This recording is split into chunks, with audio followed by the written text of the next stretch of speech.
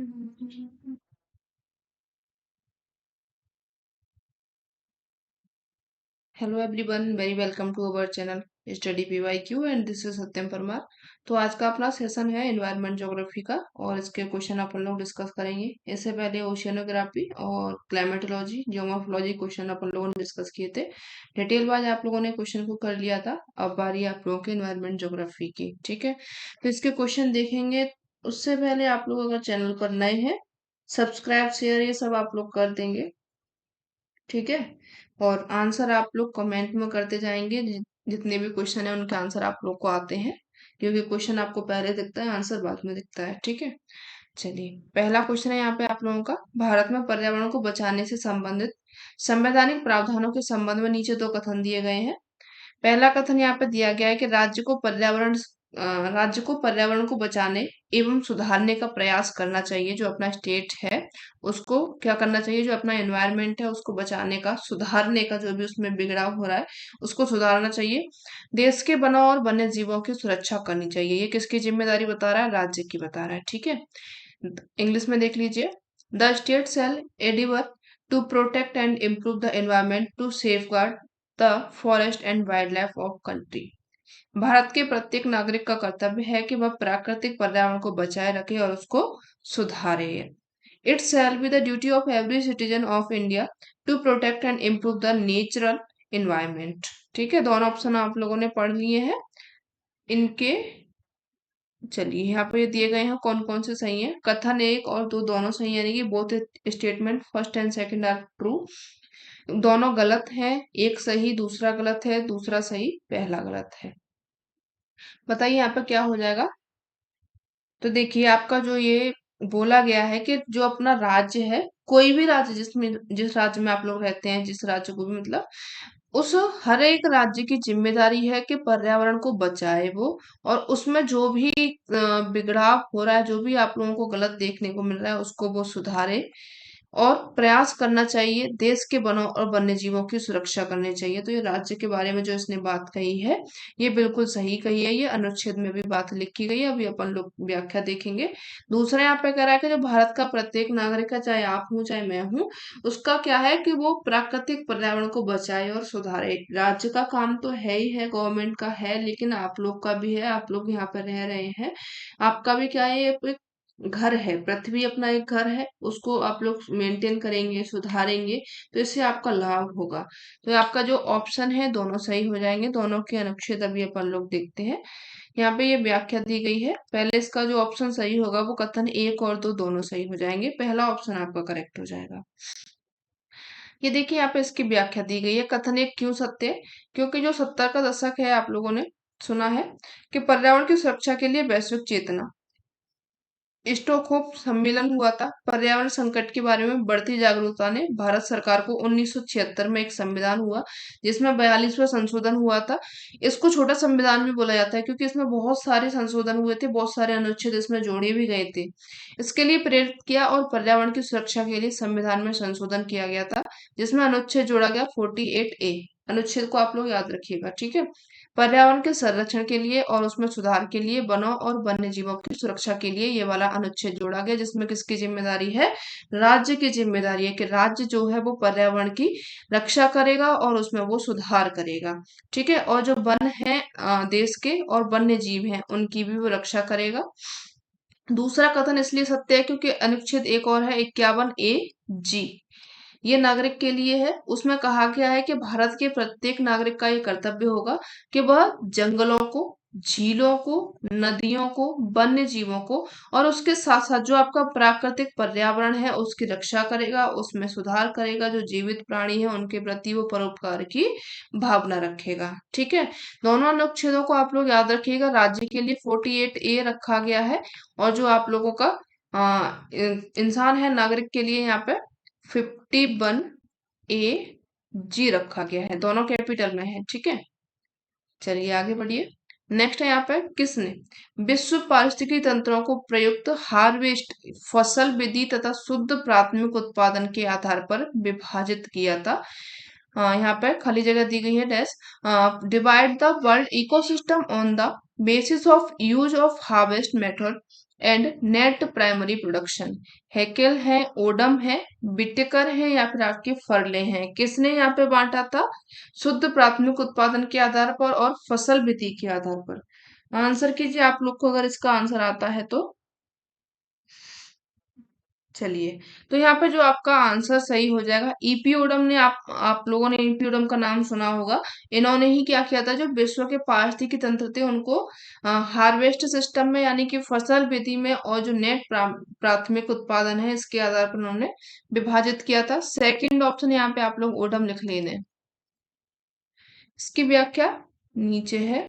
चलो, ये देखिए, विभिन्न उपयोगों के आधार पर जो पारिस्थितिकी तंत्र है कई प्रकारों में इसको विभाजित किया जा सकता है। 1959 डेट याद रखिएगा। इसमें ईपीओडम ने नेट प्राथमिक उत्पादन और कृषि विधियों के उपयोग के आधार पर पारिस्थितिकी तंत्र को दो प्रमुख श्रेणियों में बांटा हुआ था। दो कौन कौन सी हैं उनको भी आप लोग देख लीजिए। पहली है आप लोगों की कृषित पारिस्थितिकी तंत्र, दूसरी है अकृषित पारिस्थितिकी तंत्र। अगर बात करें कृषित पारिस्थितिकी तंत्र में, तो इसमें आप लोगों के जो कृषित पारिस्थितिकी तंत्र है शामिल हो जाएगा। कई सारे इसके उप प्रकार हो जाएंगे, जिसमें आप लोग जैसे गेहूं का कोई क्षेत्र है तो वो गेहूं क्षेत्र पारिस्थितिकी तंत्र हो जाएगा। गन्ने का क्षेत्र है तो वो गन्ना क्षेत्र हो जाएगा। और जो आपका चारा क्षेत्र है तो वो चारा क्षेत्र हो जाएगा। बाजरा क्षेत्र है तो वो आपका बाजरा क्षेत्र हो जाएगा। मतलब जो भी फसल है उसका नाम के आधार पर आप लोग बांट सकते हैं। आकृषित में आप लोग देखेंगे तो जैसे आप लोगों का वन आता है, ये आकृषित में आता है। ना तो आप लगाते हैं ना हम लगाते हैं, अपने आप से होता है। तो ये आपका वन पारिस्थितिकी हो जाएगा। ऊंची जो घास पारिस्थितिकी तंत्र होता है, यानी कि जो अपने वेस्टलैंड सुना होगा, ऊंची ऊंची पहाड़ियों पर घासें उगाई जाती हैं, वो आप लोग कोई नहीं उगाते हैं, अपने आप आती है। तो ये आपका आकृषित हो जाएगा। दलदल जो भूमि होती है यानी कि दलदल क्षेत्र पारिस्थितिकी तंत्र हो जाएगा, ये भी आकृषित में आता है। तो इसको आप लोग याद रखिएगा, कृषित में कौन सा आता है और आकृषित में कौन सा आता है। ठीक है, चलिए आगे बढ़िए। आप लोग बुक की पूछते हैं तो देखिए, ये एक बुक से नहीं लेती हूँ मैं, इसमें 2 से 3 बुक शामिल होती है। जो भी क्वेश्चन मेरे को लेना होता है और कहीं पे मुझे इसकी डिटेल दिखती है अच्छी सी, मैं वहां से लेती हूँ। ठीक है। पारिस्थितिकी तंत्र की सीमा के आर पार परिवर्तनशील दशाओं को प्रदर्शित करने वाले इकोक्लाइन अध्ययन को किसके रूप में जाना जाता है? The study of ecocline representing the changing condition across an ecosystem boundary is known as black box model, climax vegetation, gradient analysis या फिर आपका नेचुरल एनालिसिस। किसके रूप में इसको जाना जाता है इकोक्लाइन अध्ययन को? आंसर कीजिए आप लोग। तो देखिए, यहाँ पे जो आपका ऑप्शन सही होगा वो हो जाएगा प्रवणता विश्लेषण, ग्रेडियंट एनालिसिस। सी ऑप्शन है, यानी कि तीसरा ऑप्शन आप लोगों का करेक्ट हो जाएगा। इसकी व्याख्या देख लीजिए। और देखिए, आप लोग को पीडीएफ मिल जाएगी जब ये वाला पूरा सेशन क्लियर हो जाएगा। और तो इसमें आपको करीब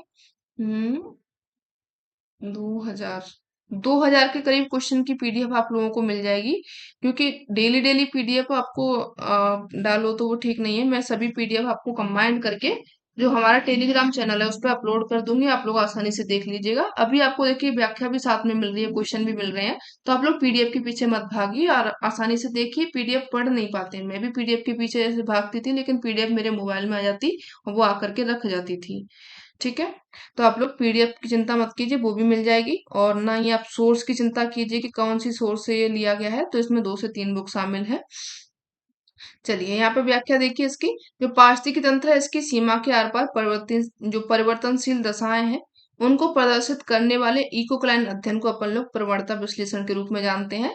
इकोक्लाइन पारिस्थितिकी में प्रयुक्त एक शब्दावली है और इस अवधारणा को विशिष्ट भौगोलिक सीमा में किसी प्रजाति की किसी विशेषता या फिर विशेषता के भौतिक रासायनिक ढाल के रूप में परिभाषित किया जाता है। ये पीएच भिन्नता इसमें अलग होती है, इनका पीएच मान अलग होता है, लवणता इनमें अलग होती है, जल घनत्व अलग होता है, रासायनिक भिन्नता इनमें होती है। जैसे लक्षणों से ये संबंधित होता है, यानी कि जब आप लोग बात करेंगे प्रवणता विश्लेषण में तो इनकी कई सारी इनकी खूबियां हो जाएंगी। पीएच इसमें मापा जाता है और जो लवणता है, जल घनत्व है, डेंसिटी यानी कि रासायनिक भिन्नता इसमें मापी जाती है। ये विविधताएं जो होती है निरंतर क्रमिक विचलन का कारण बनती हैं। इकोक्लाइन की अवधारणा चयन एवं जीव निर्वाह पर निर्भर करती है। जीवित रहने की जो क्षमता होती है सूक्ष्म पर्यावरण परिवर्तनों के प्रति प्रजातियों द्वारा दिखाए गए अनुकूलन से निर्धारित होती है। आगे बढ़िए। नेक्स्ट देखिए, यहाँ पे जैव भार का व्युत्क्रमित पिरामिड, उल्टा पिरामिड किसमें बनता है? सोच an inverted pyramid of biomass. एक बड़े पेड़ का पारिस्थितिकी तंत्र होता है यानी कि इकोसिस्टम ऑफ विक्ट्री। घास भूमि पारिस्थितिकी तंत्र ग्रासलैंड इकोसिस्टम। वन पारिस्थितिकी तंत्र फॉरेस्ट इकोसिस्टम। जलीय पारिस्थितिकी तंत्र एक्वाटिक इकोसिस्टम। तो यहाँ पे जो जैव भार का पिरामिड होता है उल्टा दर्शाता है, ये पूछा गया है आपसे। कौन सा पिरामिड है जो उल्टा बनता है? देखिए जो आपका मेनली जो पिरामिड होता है वो इस तरीके से बनता है, ठीक है, इस तरीके से बनता है। लेकिन जो आपका इनमें से किसी एक का पिरामिड इस तरीके से बनता है, तो यहाँ पे पूछा गया है। तो देखिए जो आपका व्युत्क्रमित पिरामिड होता है, उल्टा पिरामिड जो बनता है, आप लोग अच्छे से याद रखिएगा। जलीय पारिस्थितिकी पिरामिड जो होता है वो आप लोगों का उल्टा बनता है। फोर्थ ऑप्शन आप क्लियर कर लेंगे। यहाँ पे इसकी व्याख्या देखिए। सबसे पहले आप लोग पढ़िए यहाँ पे पारिस्थितिकी पिरामिड को। ये क्या है? एक पारिस्थितिकी तंत्र में विभिन्न पोषी स्तरों की संख्या, बायोमास, ऊर्जा और जो जैव उत्पादकता है, इनके बीच में संबंध होता है। और ये इसमें किसको दर्शाया जाता है? पिरामिड में इन सभी को दर्शाया जाता है कि कितनी उन जो जैव जीव हैं उनकी संख्या कितनी है, उनका बायोमास कितना है, उनमें कितनी एनर्जी है, कितनी उनकी उत्पादकता है। इन सभी के बीच के संबंध को दर्शाया जाता है और वो उन सभी को कंबाइन किया जाता है, तो वो आपका एक पिरामिड बनता है। जैसे पारिस्थितिकी पिरामिड या फिर आपका एल्टेनियन पिरामिड भी इसको कहा जाता है। पारिस्थितिकी पिरामिड प्रणाली में ऊर्जा प्रवाह को दर्शाते हैं, यानी कि कितनी ऊर्जा वो ऊपर को दे रहा है। यानी कि जब आप लोग ऐसे जाएंगे तो यहाँ पे ऊपर इस तरीके से होती जाती है, नीचे आप लोगों के जो छोटे छोटे पौधे होते हैं शाकाहारी वगैरह, यहाँ पे मांसाहारी सर्वाहारी, इस तरीके से आपका पिरामिड बनता है। जब ये इनमें जो ऊर्जा ट्रांसफर रूल चलता है, ऊर्जा ट्रांसफर रूल आप लोगों से क्वेश्चन पूछता है कि कितनी ऊर्जा अपन लोग ऊपर की ओर ये लोग देते हैं। तो जब आपका यहाँ पे 100% है तो यानी कि यहाँ पे 10% पहुंचेगी, यहाँ पे 1% पहुंचती है, 10% ऊर्जा इनकी पहुंचती है, ठीक है। इस तरीके से यहाँ पे पूछा जाता है आप लोगों से क्वेश्चन। और दूसरा यहाँ पे आप लोगों का बायोमास पिरामिड, तो बायोमास में देख लीजिए। बायोमास में एक पारिस्थितिकी तंत्र में विभिन्न पोषी स्तरों पर मौजूद कुल जीवित, ठीक है, इसको याद रखिएगा, कुल जीवित बायोमास या फिर कार्बनिक पदार्थ का प्रतिनिधित्व करता है। बायोमास पिरामिड में उत्पादक प्रथम पोषी स्तर के होते हैं, ये इनका आधार होता है। यहाँ पे देखिए आप लोग जैसे पिरामिड बनाएंगे बायोमास में इस तरीके से, तो ये आपका जो उत्पादक होते हैं प्रथम पोषी स्तर के, तो इनका ये बेस बन जाता है, यानी कि यहाँ पे प्रथम पोषी स्तर हो गया, ठीक है। उसके बाद में शाकाहारी होते हैं जो कि प्राथमिक उपभोक्ता बोला जाता है इनको, तो यहाँ पे आप लोगों के शाकाहारी हो जाएंगे। और यहाँ पे फिर आपके द्वितीयक होते हैं जो कि मांसाहारी होते हैं, ये मांसाहारी हो जाएंगे। और तृतीयक उपभोक्ता हो जाएंगे जो कि आपके शीर्ष पर होते हैं, ठीक है। इनको आप लोग याद रखिएगा। तो ये आपका कैसा है? ये आपका सीधा पिरामिड है। ये आपका कैसा हो जाएगा? सीधा पिरामिड है। आगे और पिरामिड देखिए। अब आता है आप लोगों का जलीय पिरामिड। जलीय पारिस्थितिकी तंत्र यानी कि जैविक उत्पादक से लेकर के उपभोक्ता तक जैविक समुदाय को दिखाने के लिए व्युत्क्रमित पिरामिड का उपयोग किया जाता है। प्रत्येक स्तर पर विभिन्न प्रकार के जैविक संगठकों की संख्या और मात्रा के प्रतिनिधित्व को दर्शाता है, यानी कि वही आप लोगों ने जैसा अभी पारिस्थितिकी पिरामिड में पढ़ा था वैसा ही यहाँ पे है। ऊपर जाएंगे इनकी कितनी संख्या है, कितनी इनमें ऊर्जा है, इसको ये दर्शाता है। और इनकी मात्रा को भी दर्शाता है, क्वांटिटी को, ठीक है। जो संतुलित और स्थिर जलीय पारिस्थितिकी समुदाय का अभिव्यक्ति होता है। इस पिरामिड में उत्पादक जो होता है प्राथमिक स्तर पर होता है। सबसे अधिक जैविक संगठक यहाँ पर छोटी छोटी जैसे मछलियां होती हैं वो पाई जाएंगी, बहुत छोटी छोटी, आप लोगों ने देखा होगा, ज्यादा इनकी मात्रा होती है। जबकि उनके जो उपभोक्ता होते हैं तृतीयक स्तर पर कम होते हैं। यहाँ पे आप लोग चाहेंगे जो उपभोक्ता होते हैं वो तृतीयक स्तर पर कम होते हैं। बड़ी बड़ी जैसे व्हेल मछलियां हैं ये सभी बड़ी होती है, लेकिन इनकी वजन ज्यादा होता है, इनकी संख्या कम होती है, ऊर्जा इनमें ज्यादा होती है, इसीलिए तो ये उल्टा बनता है। इस प्रकार ये जो पिरामिड बनता है जलीय पारिस्थितिकी तंत्र में ऊर्जा और प्रक्रियाओं के संबंध को आधारित और समझने में मदद करता है, ठीक है। आगे बढ़िए। यहाँ पे देखिए पिरामिड दिया गया है, ये आपका जलीय है इस साइड में, और ये आपका बायोमास है, या फिर आप लोग इसको बायोमास है ये।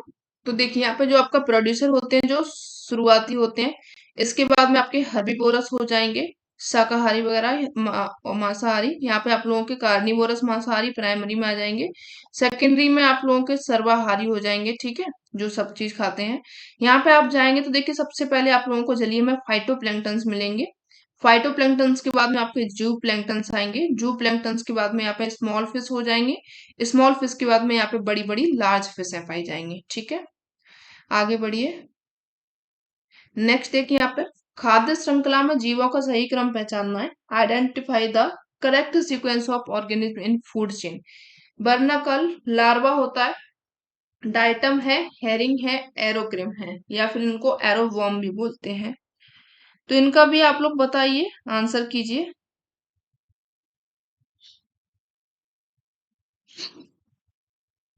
चलिए देखिए, जो आपका खाद्य श्रृंखला है इसमें जब आप लोग जाएंगे सीक्वेंस से, सीक्वेंस से जाएंगे तो यहाँ पर सबसे पहले आप लोगों का आता है डाइटम, ठीक है। क्या हो जाएगा, डाइटम आपका फर्स्ट पे हो जाएगा, यानी कि यहाँ पे लिख लीजिए बी। डाइटम के बाद में आप लोग यूज करेंगे किसका, बर्ना का लार्वा हो जाएगा, यानी कि यहाँ पे दूसरे नंबर ए हो जाएगा, बी ए। और इसके बाद में आपका नंबर आता है एरोवॉर्म का, सी, यानी कि डी हो जाएगा। और इसके बाद में आपकी हेरिंग जो मछलियां होती हैं ये आती हैं, B A D C. Option यहाँ पे देख लेते हैं अपन लोग, B A D C second option आपका करेक्ट हो रहा है। यहाँ पे इनकी व्याख्या दी गई है, इसको देख लीजिए। देखिए यहाँ पे डाइटम, डाइटम के बाद में बर्नाकल लार्वा हो जाएगा, एरोक्रिम या फिर आपका एरोवॉर्म हो जाएगा, और यहाँ पे हेरिंग हो जाएगा। डाइटम की अगर बात करें क्या होता है, तो डाइटम प्रकाश संश्लेषण के माध्यम से वायुमंडल से कार्बन डाइऑक्साइड को हटाते हैं। जो कार्बन डाइऑक्साइड अपन लोग छोड़ते हैं उसको ये हटाते हैं, और जो कार्बन डाइऑक्साइड होती है फिर ऑक्सीजन गैस में परिवर्तित होती है, जिसे वायुमंडल में छोड़ दिया जाता है। और वैज्ञानिकों का अनुमान है कि हम जो भी सांस लेते हैं, ऑक्सीजन लेते हैं सांस लेने में, उसका कम से कम 20 से लेकर के 50% जो यूज होता है वो डायटम के द्वारा ही यहाँ पे बनाया जाता है। डायटम वैश्विक स्तर पर जलवायु को प्रभावित करते हैं। यह एक कोशिकीय शैवाल है, ठीक है। यानी कि इसका जो मेन काम क्या है डायटम का, ये प्रकाश संश्लेषण के माध्यम से वायुमंडल में जो कार्बन डाइऑक्साइड है उसको हटा देते हैं, ऑक्सीजन उसमें निर्मित करते हैं। जो ऑक्सीजन अपन लोग लेते हैं उसका कम से कम वैज्ञानिकों के अनुमान के अनुसार 20 से 50% ऑक्सीजन अपन जो ले रहे हैं वो डायटम के द्वारा बनाया गया ही अपन लोग ऑक्सीजन को यूज कर रहे हैं, ठीक है। आगे बढ़िए। बर्नाकल लार्वा होता है, ये एक ऑर्थोपॉड होता है, यानी कि जो हड्डियों में पाया जाता है। हड्डी वाले जो जीव होते हैं, जैसे कि आप लोग मछली वगैरह का यूज करेंगे तो उसमें क्या है, ऑर्थोपॉड पाया जाता है। ये एक उपफाइलम क्रस्टेशिया में उपवर्ग होता है, सिरिपीडिया का निर्माण करते हैं, ठीक है। ये आप सीरीपीडिया का यहाँ पे निर्माण होता है, और इसके लिए केकड़ों झींगा मछलियों से संबंधित होता है। यानी कि जब आप लोग खाएंगे केकड़े झींगा मछली खाएंगे तो अपने आप में बन जाएगा क्या, ये बार्नाकल लार्वा का यूज हो जाएगा। तो ये किस ज्यादातर मतलब किसमें पाया जाता है, हड्डी वाले जीवों में पाया जाता है। बार्नाकल जो लार्वा होता है विशेष रूप से समुद्री होते हैं, यानी कि जो मछलियां वगैरह ये कहाँ पे पाई जाती हैं, आप लोगों के समुद्री क्षेत्र में पाई जाती हैं। उथले और ज्वारीय पानी में ये रहते हैं। हेरिंग भी एक प्रकार का क्या है, आर्थ्रोपॉड ही है, मछली की ही प्रजाति है, जो कि क्रस्टेशियन आर्थ्रोपोड का एक बहुत बड़ा समूह बनाते हैं। इसमें केकड़े आते हैं, झींगा मछलियां आती हैं, क्रेफिश आती है, झींगा आती है, क्रिल आती है, बर्नकल, ये सब भी शामिल होते हैं। ये इसकी बात है, ठीक है। तो आप लोगों को यहाँ तक क्लियर है। आगे बढ़िए, नेक्स्ट क्वेश्चन देखिए। नीचे दो कथन दिए गए असर्शन और रीजन के रूप में, इनके आप लोगों को आंसर करने हैं।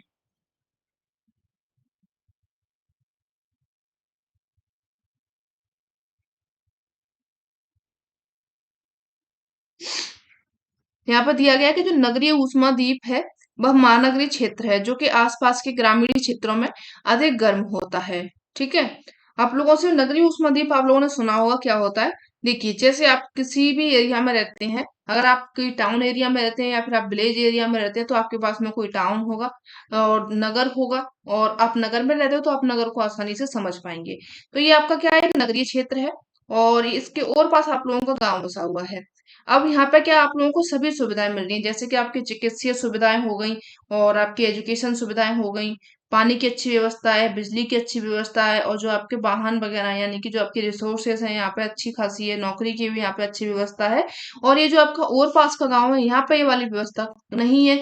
यहाँ पे स्कूल तो है, लेकिन यहाँ पे चिकित्सीय सुविधा नहीं है आप लोगों को, यहाँ पे वाहन की सुविधा नहीं है, रोजगार की सुविधा नहीं है। तो आप लोग क्या करेंगे, यहाँ से आप लोग यहाँ पे आना पसंद कर जाएंगे, करेंगे ना? जब आप लोग यहाँ पे आएंगे, तो ये जगह जो होगी वो क्या हो जाएगी, कंजस्टेड हो जाएगी, बहुत ज्यादा कंजस्टेड हो जाएगी। क्यों हो जाएगी? क्योंकि यहाँ पे अभी आप लोग आकर के रहने लग गए। जब आप लोग आकर के यहाँ पे रहोगे तो अपने लिए यहाँ पे जमीन भी देखोगे, जमीन देखोगे तो वहां पे आप लोग कंस्ट्रक्शन का काम करवाओगे, कंस्ट्रक्शन यानी कि आप लोग घर बनवाओगे, बिल्डिंग बनवाओगे। जब आप रोजगार करोगे तो वो भी आप लोग कुछ ना कुछ, या तो यहाँ पे आ, बाइक चलाओगे, यहाँ पे रोजगार के लिए आप लोग बसों का यूज करोगे, मेट्रोपॉलिटन जो एरिया होते हैं वहां पे ट्रेन भी चलती हैं। तो ये सभी क्या होता है, इनसे प्रदूषण होता है, कारें चलती हैं, बसें चलती हैं रोजगार के लिए। सब लोग अपना सुबह से शाम तक बाहर घूमते हैं, निकलते हैं। और यहाँ पे अब जब रहने के लिए आप आवास बनवाओगे तो कहीं ना कहीं से आप लोग पेड़ों को काटोगे, जो आपकी खाली जगह होगी वहां से पेड़ कट जाएंगे, पेड़ कट जाएंगे, आप लोगों को गर्मी महसूस होगी, गर्मी महसूस होगी तो आप लोग एयर कंडीशनर लगाएंगे, घर में रेफ्रिजरेटर रखेंगे। जब ये सभी चीजों को आप लोग यूज करोगे तो इनसे क्या होगा, यहाँ पे हीट बढ़ेगी, बढ़ेगी कि नहीं बढ़ेगी, गर्मी अधिक होगी। तो यही बात तो ये कह रहा है कि जो आपका नगरीय ऊष्मा द्वीप होता है वो महानगरीय क्षेत्र होता है, बिल्कुल महानगरीय क्षेत्र होता है, जो कि आसपास का ये वाला जो ग्रामीण इलाका है यहाँ से अधिक गर्म होता है। अगर आप लोगों को विश्वास नहीं है तो आप लोग नगर में रहिए, और उसके बाद में आप लोग यहाँ पे 2 दिन रहिए और यहाँ पे 2 दिन रहिए। अंतर आप लोग खुद महसूस कर लेंगे कि हाँ यार, यहाँ पे कितनी भगदड़ गर्मी है, यहाँ पे कितनी शांति, आराम से अपन लोग रह पा रहे हैं। लेकिन यहाँ पे क्या है, सिर्फ एक सुविधाओं की, जो अपन लोगों को डेली की सुविधा है, नीडेड है, वो कमी है। दूसरा यहाँ पर रीजन बता रहा है कि महानगरीय क्षेत्रों में वहां की जनता भवनों, कारों, बसों और ट्रेनों की ऊर्जा से गर्मी उत्पन्न होती है। तो अभी आप लोगों ने यही बात समझा था कि यहाँ पे यूज होता है वाहनों का, मोटर वाहनों का। क्यों? क्योंकि अपन लोग को, बच्चे भी जब स्कूल जाएंगे तो उनके लिए बसें लगी हुई हैं, आप लोग जब किसी काम के लिए, रोजगार के लिए जा रहे हैं बाहर घर से, तो आप लोग भी वाहन का ही यूज कर रहे हैं। तो ये सभी क्या है, गर्मी का कारण यहाँ पे ये बन रही है। तो महानगरीय क्षेत्रों में वहां की जनता भवनों, कारों, बसों और ट्रेनों की ऊर्जा से गर्मी उत्पन्न होती है। रीजन भी आप लोगों का सही है, इंग्लिश में देख लीजिए। In metropolitan area heat is created by energy from all the people building cars, buses and trains. ये भी आपका सही हो जाएगा। और जो आपका असर्शन दिया गया है, N urban heat island in the metropolitan area which is warmer than the surrounding rural area. यानी कि ए सही है आप लोग का, आर सही है। ऑप्शन जो करेक्ट होगा, ए करेक्ट हो जाएगा, क्योंकि यहाँ पे जो व्याख्या दी गई थी वो भी सही है कि क्यों वो आपका क्षेत्र गर्म है, और जो रीजन दिया गया था वो सही है, और अससन तो आपका सही है ही। इसकी व्याख्या देख लीजिए, वैसे व्याख्या तो देखने की जरूरत है नहीं, हम लोगों ने समझ लिया है, फिर भी आप लोग देख लीजिए। नगर के केंद्रीय व्यवसाय या फिर चौक क्षेत्र में उच्च तापमान को ऊष्मा द्वीप कहा जाता है। ऊष्मा द्वीप क्या होता है, इसको भी याद समझ लीजिए। जो हाई टेम्परेचर होता है इसके कंपेयर में यहाँ पे हाई टेम्परेचर है, यानी कि आपका क्या हो जाएगा, ऊष्मा द्वीप हो जाएगा। यदि किसी भी नगर के तापीय पाशव चित्र पर दृष्टिपात किया जाए तो स्पष्ट होता है कि नगर के केंद्र में उच्च तापमान होता है, केंद्र से बाहर की ओर में जो तापमान होता है उसमें कमी होती जाती है। तापमान में जो कमी होती है मंद गति से होती है। ऐसा नहीं है कि यहाँ पे आप लोगों को 20 मिल गया, सॉरी, यहाँ पे आप लोगों को 40 डिग्री टेम्परेचर मिला और जब आप यहाँ पर चले जाएंगे तो यहाँ पे आप लोगों को 20 मिल जाएगा, ऐसा नहीं होता है। यहाँ पे सिर्फ आपको 2 डिग्री, बहुत से वो 3 डिग्री का अंतर देखने को मिलेगा। अभी मैं जिस कॉलेज में पढ़ती थी, आगरा में ही, तो जहाँ पे हम रहते थे और जहाँ पे मेरा कॉलेज था, कॉलेज बिल्कुल कंजस्टेड एरिया में था, लेकिन उसमें इतने पौधे पेड़ लगाए गए थे कि वहां का जब भी सर्वे हुआ है मेरे कॉलेज का, तो उसमें हमेशा 2 डिग्री टेम्परेचर जो है वो कम निकलता है। अभी भी कई सालों से उसमें सर्वे होता है और यही उसमें देखा जाता है। तो देखिए, जो आपका पेड़ों का प्रभाव है वो काफी ज्यादा देखने को मिलता है। इसीलिए जो बोलते हैं ना कि वृक्ष लगाइए, वृक्ष लगाइए, अपने आगे वाली जो पीढ़ी है उनको बचाइए। तो वृक्ष लगाने चाहिए, लेकिन कहाँ से लगाएं यार, इतनी जगह नहीं है, अपने रहने के लिए दिक्कत हो जाती है, फ्लैट बन गए हैं उनमें, तो कहाँ से पेड़ लग जाएंगे। तो समझ सकते हैं सभी की प्रॉब्लम होती है। तापमान में ये जो गति होती है मंद गति से होती है। ग्रामीण क्षेत्र की सीमा पर तापमान में अचानक कमी हो जाती है। केंद्रीय क्षेत्र के उष्माद्वीप बनने में निम्न कारकों का योगदान होता है। नगरीय क्षेत्र की पक्की संरचना, जो आपकी पक्की सड़कें होती हैं, वनस्पति आवरण वाली संरचनाओं की अपेक्षा अधिक अवशोषण करती हैं। और जो आपकी बृहद औद्योगिक नगर होते हैं, महानगरों में मानव जनित स्रोतों से, कोयले की भट्टी यहाँ पे लगी हो, गैसों से घर बनते हैं, जो गैस हैं वो घरों में चलती हैं। ग्रहों का उत्सर्जित ऊष्मा से भी अतिरिक्त ऊष्मा मिलती है। आधुनिक नगरों में निर्माण में प्रयोग की जाने वाली निर्माण सामग्री जैसे पक्की दीवारें हो गई, फर्श हो गई, खंडों के कारण मकान होते बनते हैं यहाँ पे। इनके कारण क्या होता है, तापमान बढ़ जाता है। ये क्या होता है, जो सौलिक विकिरण होता है इसका अधिकाधिक मात्रा में अब्जॉर्प्शन करते हैं, अवशोषण करते हैं। इसके कारण जो होता है आपका जो क्षेत्र गर्म होता चला जाता है। बड़े-बड़े नगरों में जो सतह में जल का अभाव होता है, इसके कारण वाष्पीकरण नहीं होता है, इसके कारण जो ऊष्मा है वो खर्च नहीं हो पाती है, इसलिए भी गर्म होता है। नगर के ऊष्मादीप की तीव्रता तथा नगर की जनसंख्या एवं भवनों के घनत्व में सीधा धनात्मक संबंध होता है।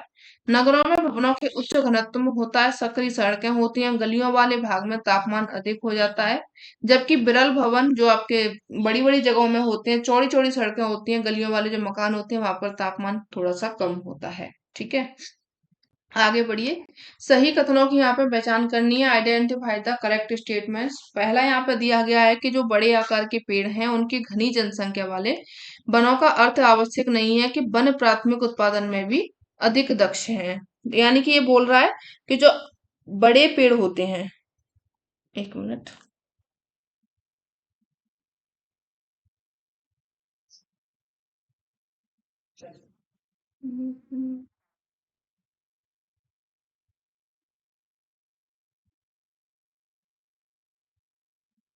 ये कह रहा है कि जो बड़े आकार के पेड़ होते हैं, जो बड़े-बड़े आप लोगों ने पेड़ देखे होंगे, इनकी जनसंख्या घनी होती है।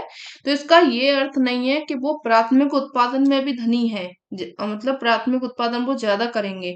A large size tree with dense population, उनकी घनी आबादी भी है, does not necessarily mean that the forest would be more efficient in term of primary production. दूसरा यहाँ पे कह रहा है कि उत्पादक का आकार प्राथमिक उत्पादन की दक्षता से प्रत्यक्ष रूप से संबंध होता है। यानी कि जो उत्पादक होता है, जो प्रोड्यूसर होता है, उसका आकार जो होता है प्राथमिक उत्पादन की दक्षता से प्रत्यक्ष रूप से संबंधित होता है। यानी कि the size of producer is directly related with the efficiency of primary production. Option यहाँ पे आप लोग इनके देख लीजिए। अच्छा, यहाँ पे और भी दिए गए हैं। एक पारतंत्र में विकिरित ऊर्जा का नियतन उत्पादन की दक्षता का निर्धारण करता है।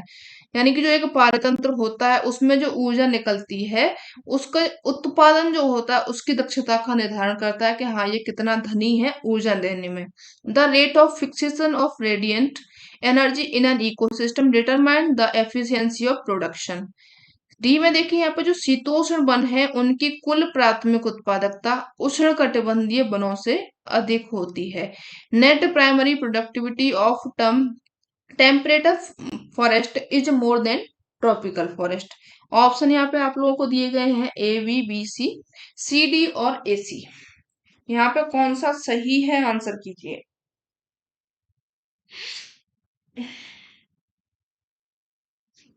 तो देखिए यहाँ पे जो आपका पहला ऑप्शन था, ये कह रहा था कि जो बड़े आकार के पेड़ होते हैं, जैसे आपने देखा होगा जो खजूर का पेड़ होता है, पंछी को छाया नहीं फल्ला गया तंदूर, तो इसमें ये वाला आप लोग शामिल कर सकते हैं कि जितना बड़े आकार का पेड़ होगा, घनी जनसंख्या होगी उनकी, तो उनका ये अर्थ आवश्यक नहीं है कि वो जो प्राइमरी प्रोडक्शन है उसमें भी वो दक्ष होंगे, धनी होंगे। ये आपका ऑप्शन ए सही है। बी में ये कह रहा है कि उत्पादन का आकार प्राथमिक उत्पादन की दक्षता से संबंधित होता है, प्रत्यक्ष रूप से संबंधित होता है, तो आपका गलत हो जाएगा।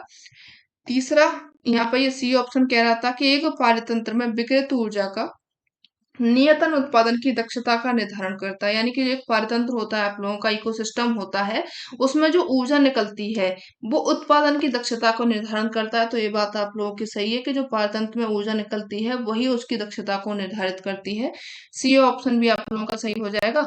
डी आप लोगों का वैसे गलत है कि शीतोष्ण वनों की कुल प्राथमिक उत्पादकता उष्णकटिबंधीय वनों से अधिक होती है, तो ये गलत हो जाएगा। ठीक है, ऑप्शन जो यहाँ पे करेक्ट होगा वो आप लोगों का ए और सी हो जाएगा, यानी कि फोर्थ ऑप्शन करेक्ट है। यहाँ पे देख लीजिए, यहाँ पर पहला ही दिया गया है कि जो वास्तव में वन है उनकी समृद्धि और उत्पादक का जो संबंध होता है उनकी विविधता, प्रकार और जीवों की संख्या के साथ में होता है। आप लोगों को इसको थोड़ा सा दिख नहीं रहा होगा, जूम कर लेना आप यूट्यूब से, ठीक है। जीव जंतुओं के लिए छोटे छोटे जो पेड़ होते हैं, पौधे होते हैं, छोटी छोटी झाड़ी झुलाब होती हैं, कुछ घासें होती हैं, एक प्रकार की क्या होती है, प्राथमिक भोजन होते हैं, क्योंकि वहां पे जो जीव जंतु होते हैं आराम से पहुंच सकते हैं। जो ऊंचे ऊंचे बड़े बड़े पेड़ होते हैं वहां तक हर एक जीव जंतु नहीं पहुंच सकते। जबकि जो बड़े पेड़ होते हैं, झाड़ियां होती हैं, अधिक संरक्षित होती हैं, स्थल रूप होते हैं, यहाँ पे कार्य कर सकते हैं, जो कि अन्य जीवों के लिए आवास, संरक्षण और पोषण का स्रोत बनते हैं। जो बड़े बड़े पेड़ होते हैं काफी घने होते हैं, ये उनके खाने के लिए तो नहीं, लेकिन उनके आवास के लिए, रहने के लिए काफी फायदेमंद रहते हैं। वो उनमें अपना जीवन गुजार सकते हैं। वनों की जनसंख्या और वनों के प्राथमिक उत्पादन क्षमता के बीच में एक संतुलन को बनाए रखना महत्वपूर्ण होता है। अत्यधिक जो वन होते हैं, संवेदनशीलता, वायुमंडलीय परिवर्तन और प्राकृतिक संतुलन में बदलाव का कारण बन सकते हैं, जिससे उत्पादन कम हो सकता है और बाधाएं भी बढ़ सकती हैं। आगे बढ़िए। नेक्स्ट है यहाँ पे एक पारतंत्र में विकृत ऊर्जा का नियतन उत्पादन की दक्षता का निर्धारण करता है। यानी कि जो पारतंत्र होता है और या फिर आपका जो पारिस्थितिकी तंत्र होता है, उसमें सभी जीव, जैसे कि आपके पौधे हो गए, जंतु हो गए, छोटे छोटे जो सूक्ष्म जीव होते हैं, मानव या फिर भौतिक कारकों में परस्पर यहाँ पे क्रिया करते हैं। ये प्रकृति में संतुलन को बनाए रखते हैं। इनमें से आप किसी भी एक चीज को खत्म कर दीजिए तो उससे ही आपका संतुलन बिगड़ने लग जाएगा। ठीक है, क्योंकि अपन लोग, आपने जो ऊर्जा पिरामिड है उसको पढ़ा होगा, चक्र जो पढ़ा होगा आप लोगों ने, कि जो छोटे छोटे जो घासें होती हैं, घासों से जो डिकम्पोजर होते हैं, यानी कि जो आपके डिकम्पोजर नहीं, छोटे छोटे जो जंतु होते हैं, ये पौधे को खाते हैं, जंतुओं को ये सूक्ष्म जीव खाते हैं, मानव इनको खाते हैं। मानव तो सर्वाहारी होता है, खैर सब चीज खाता है। तो जब किसी भी चीज को आप लोग एक को खत्म करेंगे तो आपका जो संतुलन होगा वो बिगड़ जाएगा। ठीक है, तो ये क्या करते हैं, वातावरण में संतुलन को बनाए रखे हैं। किसी भी क्षेत्र के सभी जीव वातावरण के अजैव कारक संयुक्त रूप से पारतंत्र बनाते हैं। अतः एक पारतंत्र में सभी जीवों, जैव घटक और अजैव घटक शामिल होते हैं। यानी कि जो पारतंत्र होता है वो किसी एक से बन करके नहीं बना होता है। इसमें सभी जीव होते हैं, जंतु शामिल होते हैं, पौधे इसमें शामिल होते हैं, मानव, जैविक घटक, अजैविक घटक सभी इसमें शामिल होते हैं। भौतिक कारक जैसे कि यहाँ पे ताप, वर्षा, वायु, मृदा, खनिज, ये सभी क्या होते हैं, अजैविक घटक होते हैं। ये भी एक पारतंत्र में शामिल होते हैं। प्रकाश संश्लेषण के माध्यम में यहाँ पे ऊर्जा पहुंचती है, ऊर्जा प्रणाली यहाँ पे प्रवेश करती है।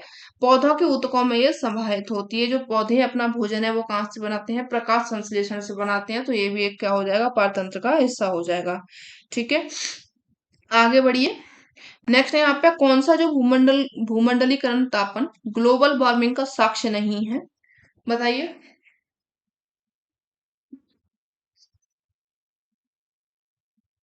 यहाँ पे which of the following is not the correct evidence of global warming. बढ़ता समुद्र स्थल, यानी कि राइजिंग सी लेवल।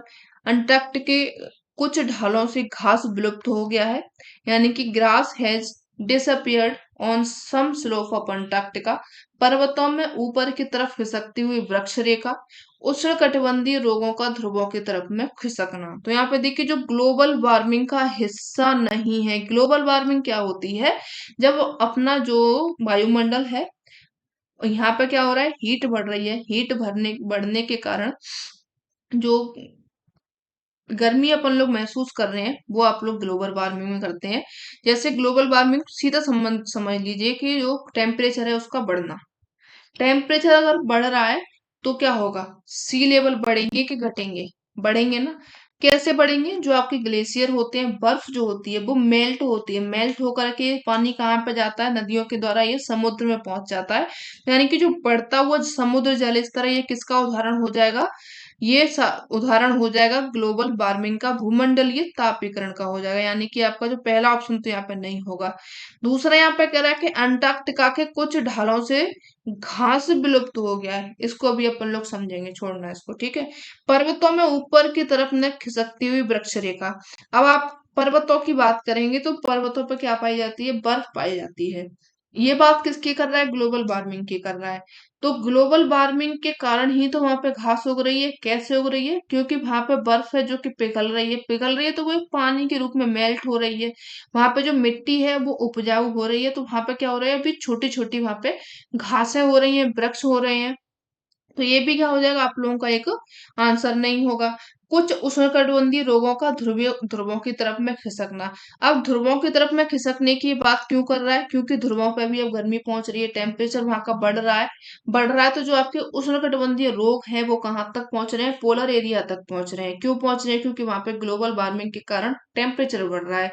तो फोर्थ ऑप्शन भी आप लोगों का क्या हो जाएगा? गलत हो जाएगा, क्योंकि ये ग्लोबल वार्मिंग के साक्ष्य है। और यहाँ पे नहीं पूछा है। नहीं में आप लोगों का एक अंटार्कटिका है, इसके कुछ ढालों से घास विलुप्त हो रही है। तो देखिए यहाँ का टेम्परेचर इतना ही वैसे ही ज्यादा है कि घास तो यहाँ पे हो ही नहीं सकती है। तो ये आपका क्या है? भूमंडलीकरण का तापन तो नहीं होगा। इसकी व्याख्या आप लोग यहाँ पे देख लीजिए। जो भूमंडली ग्लोबल वार्मिंग है, संसाधनों के अत्यधिक दोहन हो रहा है। आप लोगों ने देखा होगा मानवीय क्रियाओं के कारण ही अपन लोग ही सबसे ज्यादा इनका दोहन कर रहे हैं। इससे क्या हो रहा है? जो वायुमंडल है वहां पर कार्बन डाइऑक्साइड की मात्रा बढ़ रही है। मीथेन गैस की भी यहाँ पे मात्रा आप लोगों को बढ़ने को देख रही हो। तो यहाँ पे क्या हो रहा है? हाई टेम्परेचर है, जैसे कि पावर प्लांट हो गए, ऑटोमोबाइल हो गए, वनों की कटाई अपन लोग कर रहे हैं। ये सभी से क्या होता है? ग्रीन हाउस गैसों का उत्सर्जन होता है, पृथ्वी को अपेक्षाकृत काफी तेजी से गर्म कर देता है। और इनके प्रभावों से वर्षा के पैटर्न में बदलाव हो रहा है, समुद्र के जल स्तर में वृद्धि हो रही है, वन्य जीव प्रजाति का विलुप्त होना हो रहा है। यानी कि गर्मी, कुछ ऐसे जीव हैं जो कि गर्मी इतना नहीं झेल पा रहे हैं, तो वो भी क्या हो रहा है? विलुप्त होते जा रहे हैं। रोगों का प्रसार बढ़ रहा है। आर्थिक नुकसान आप लोगों को देखने को मिल रहा है। जंगलों में आग लग रही है, जैसे आप लोगों ने देखा होगा अमेजन की जंगल है, उसमें कई महीने तक आग चली थी। तो वो क्या कारण था? उसका कारण ग्लोबल वार्मिंग था। पर्वतों में ऊपर की ओर में खिसकती हुई वृक्ष रेखा है। कुछ उष्णकटिबंधीय रोगों का ध्रुवों की तरफ में खिसकना भी क्या हो जाएगा? ये सभी एक ग्लोबल वार्मिंग के साक्ष्य हो जाएंगे, निकाय के हिस्सा हो जाएगा। देखिए यहाँ पे जो आपने ये देखा है ना, जंगलों में आग, ये हमने अभी सामने अपने गांव में देखी है। इसी साल जो आपके मई जून की गर्मी पड़ी थी, 20 दिन की, बहुत ज्यादा टेम्परेचर यहाँ पे, हमारे यहाँ का टेम्परेचर 49 पहुंच गया था। तो जो रोड साइड में जो पेड़ खड़े थे ना, वो खड़े खड़े जल गए, बिल्कुल काले पड़ गए थे। एक साइड में करीब 20 किलोमीटर तक पेड़ लगे थे, वो सब काले पड़ गए। तो इसी तरीके से जो आग लगती है, क्यों लगती है? ग्लोबल वार्मिंग की तरह। आगे देखिए यहाँ पे जो अंटार्कटिका है, एक बेहद ठंडा महाद्वीप है। तो जिसमें बहुत सीमित मात्रा में वनस्पति है, जिसमें से मुख्य रूप से काई मिल जाएगी आप लोगों को, लाइकेन मिल जाएगा, शैवाल मिल जाएगा। ये सभी यहाँ पे शामिल होते हैं। कठोर जलवायु के कारण वहां पे घास, वहां की मूल या फिर आम वनस्पति नहीं हो सकती। यदि कोई कहे कि दावा करे अंटार्कटिका की ढलानों पर गायब होने वाली जो घास है वो ग्लोबल वार्मिंग का परिणाम है, तो ये क्या हो जाएगा? गलत समझाएगा, क्योंकि वहां अभी इतना ठंडा है कि इतना टेम्परेचर नहीं पहुंचाया जाएगा कि वहां की जो बर्फ है वो पिघलने लग जाएगी। तो इसको आप लोग अभी गलत समझना, ठीक है। सेकंड ऑप्शन आप लोगों का सही हो जाएगा। नेक्स्ट देखिए यहाँ पे, नीचे दो कथन दिए गए हैं असर्शन रीजन के रूप में। पहला पढ़िए यहाँ पे असर्शन, और उसके बाद में आप लोग दूसरा पढ़िएगा।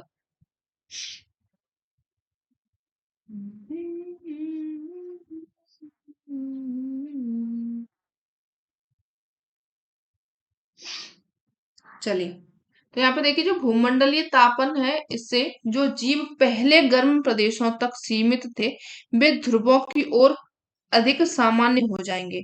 अभी आप लोगों ने ग्लोबल वार्मिंग ही पढ़ा है, उसी से संबंधित ये क्वेश्चन है, थोड़ा सा दिमाग लगा करके चलना।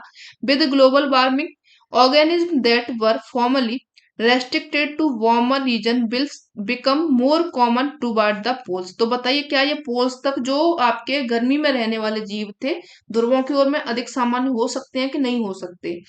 जलवायु परिवर्तन से जीवों के भौगोलिक वितरण में महत्वपूर्ण बदलाव नहीं होता है। यानी कि जब क्लाइमेट चेंज होगा, तो उसमें जीवों का जो भी भौगोलिक परिवर्तन है, जो भी जीवन वो जी रहे हैं, उसमें कोई बदलाव नहीं होगा क्या? बताइए आप लोग। यहाँ पे ऑप्शन देख लीजिए, ए और आर दोनों सही है, व्याख्या सही है उनकी। ए और आर दोनों गलत, सही है लेकिन व्याख्या नहीं है। ए सही है, आर गलत है। ए गलत है, आर सही है। तो देखिए अभी आप लोगों ने ग्लोबल वार्मिंग को अच्छे से समझा है, जिसमें पोल एरिया को भी आपने अच्छे से समझ लिया है। तो यहाँ पे ये कह रहा है कि जो भूमंडलीय तापन है, इससे जो जीव पहले गर्म प्रदेशों में रहते थे, वहां तक सीमित थे, वो अब ध्रुवों की ओर में अधिक सामान्य हो जाएंगे। बिल्कुल हो जाएंगे, क्योंकि वहां पे भी अब टेम्परेचर बढ़ने लगा है, उनके रहने लायक उनको आवास मिल जाएगा, जो भी उनको क्लाइमेट चाहिए वो उनको मिल जाएगा। तो वहां पे आराम से वो लोग जीवित रह सकते हैं। तो यानी कि आप लोगों का जो ए ऑप्शन है वो सही हो जाएगा। अभी जो जलवायु परिवर्तन से जीवों के भौगोलिक वितरण में महत्वपूर्ण बदलाव नहीं होता है, बिल्कुल गलत बात है ये। आप खुद भी अपना पानी चेंज करके देख लीजिए, सिर्फ एक पानी चेंज कीजिए, या आपसे आप लोग आगरा से दिल्ली चले जाइए तो भी आप लोगों को जुकाम हो जाएगा। यानी कि आपका जो जलवायु परिवर्तन है वो चेंज हो गया है, तो आपको सूट नहीं हुआ ना, तो आपको बदलाव देखने को मिला अपनी ही बॉडी में। कहीं आप लोग जाइए तो आप बोलते हैं ना, हमें पानी सूट नहीं किया, मैं तो यहाँ पे काला हो गया, मैं तो यहाँ पे गोरा हो गया। तो ये भी क्या है कि जलवायु का परिवर्तन होता है, तो आपको वहां पे बदलाव देखने को ही मिलता है। यानी कि आप लोगों का जो रीजन दिया गया वो बिल्कुल गलत है। अससन सही है, ए ऑप्शन आपका करेक्ट हो जाएगा, बी गलत हो जाएगा। तो यहाँ पे जो आपका ऑप्शन सही होगा वो तीसरा हो जाएगा। चलिए आप देख लीजिए व्याख्या। यहाँ पर पहला दिया गया है कि जो भूमंडलीय तापन है, इसके सिद्धांत के अनुसार पृथ्वी की सतह पर विभिन्न क्षेत्रों में ताप विभिन्न रूपों में प्रसारित होता है, और यह ताप प्रसारण समान रूप से चलता है, जो कि जीवों के जीवन संभावना को प्रभावित करता है। पृथ्वी के तापमान में वृद्धि होती है तो इसका सीधा जो प्रभाव है वनस्पतियों पर देखने को मिलता है, पशुओं के जीवन पर देखने को मिलता है। गर्मी के इलाकों में जो वनस्पतियां और जो पशु होते हैं पहले आसानी से जीवित रहते थे, वे अब पृथ्वी के उत्तरी और दक्षिणी ध्रुवों की ओर में प्रवाहित हो रहे हैं। क्यों? क्योंकि उनके जो जीवों की अधिकांश तात्विक और जीवात्मक क्रियाएं हैं, उनके पर्यावरण में तापमान के परिवर्तन के आधार पर आधारित होती हैं। क्योंकि जो तापमान है परिवर्तन हो रहा है, यहाँ पे ज्यादा तापमान हो रहा है तो ध्रुवों की ओर में थोड़ा सा, अब यहाँ की बजाय नॉर्मल है तो वो लोग वहां पे चले जाएंगे। उदाहरण के रूप में अगर आप देखिए, जो सोनारिया है, मैंग्रोव वनस्पति अक्सर गर्म क्षेत्रों में और तटीय क्षेत्रों में पाई जाती थी, जैसे कि जो समुद्र तट होते हैं उनके किनारों पर मिलेंगी आप लोगों को। अब वे कहा है उन क्षेत्रों में भी पाए जाते हैं जो पहले उनके लिए अधिक उपयुक्त नहीं थे, जैसे कि ध्रुवों की ओर में। अब आप लोगों को ध्रुवों की ओर में भी मैंग्रोव वनस्पतियां देखने को मिल जाएंगी। ठीक है, आगे बढ़िए। नेक्स्ट है यहाँ पे जो आपका आर दिया गया था वो गलत है, क्योंकि जो जलवायु परिवर्तन होता है उसके कारण तापमान और अन्य पर्यावरणीय जो परिस्थितियां होती हैं उसमें भी बदलाव देखने को मिलता है। सीधे तौर पर कुछ जो प्रजातियां होती हैं उनको प्रभावित करता है। जलवायु परिवर्तन महत्वपूर्ण जो आवास होते हैं, संसाधनों की उपलब्धता, इनमें परिवर्तन करके प्रजातियों के भौगोलिक वितरण में महत्वपूर्ण बदलाव ला देता है। और यह न केवल व्यक्तिगत प्रजातियों को प्रभावित करता है बल्कि पूरे पारिस्थितिकी तंत्र को भी ये बाधित कर देता है। जब किसी एक चीज पर इफेक्ट पड़ता है तो यानी कि पूरा जो आपका पारिस्थितिकी तंत्र है उस सभी पर इफेक्ट पड़ता है। ठीक है, आगे बढ़िए।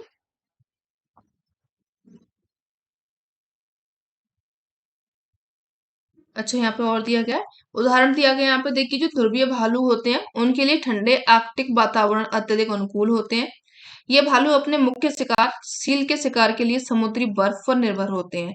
जो आपका जलवायु परिवर्तन हो रहा है, ग्लोबल वार्मिंग हो रही है, उसके कारण बर्फ पिघल रही है, अंटार्कटिक गर्म हो रहा है, जिससे जो ध्रुवीय भालू है इन परिवर्तनों के अनुकूल ढलने में चुनौतियों को सामना वो करना पड़ रहा है। उनको शिकार के लिए बर्फ की उपलब्धता कम हो रही है, जिससे ध्रुवीय भालुओं को इन परिवर्तनों के अनुकूल ढलने में चुनौतियों का सामना करना पड़ रहा है।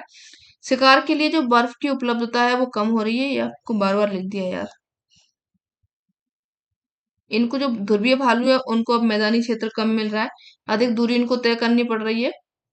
तो ये क्या हो जाएगा, जो भी परिवर्तन होता है उससे जीव जंतु प्रभावित होते हैं, और उसमें महत्वपूर्ण नहीं दिया था तो आप लोगों का वो ऑप्शन गलत हो जाएगा। ठीक है, आगे बढ़े।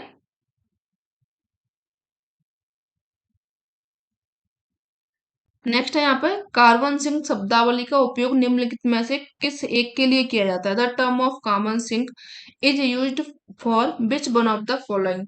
जीवाश्म ईंधन जलाने के लिए यानी कि फॉर बर्निंग फोसिल फ्यूल्स, ज्वालामुखी विस्फोट के लिए फॉर वॉल्केनिक इरप्शन, वनों के लिए फॉर फॉरेस्ट, अमोनिफाइंग बैक्टीरिया के लिए फॉर अमोनिफाइंग बैक्टीरिया।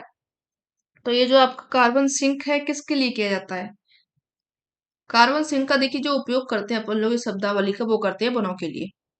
किसके लिए करते हैं? वनों के लिए करते हैं, फॉर फॉरेस्ट करते हैं। तीसरा ऑप्शन आप लोगों का करेक्ट हो जाएगा। इसकी व्याख्या देख लीजिए।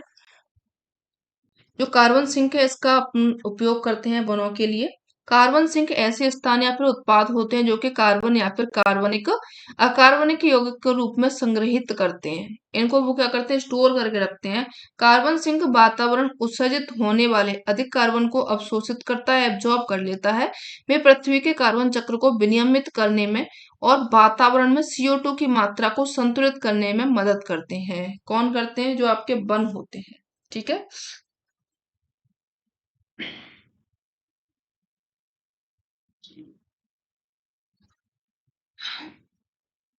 ये क्या करते हैं, जो आपकी CO2 की मात्रा है इसको संतुलित करते हैं।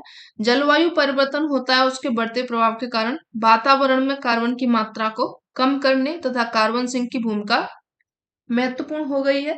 कार्बन सिंक में प्राकृतिक और कृत्रिम दो तरीके के हो सकते हैं।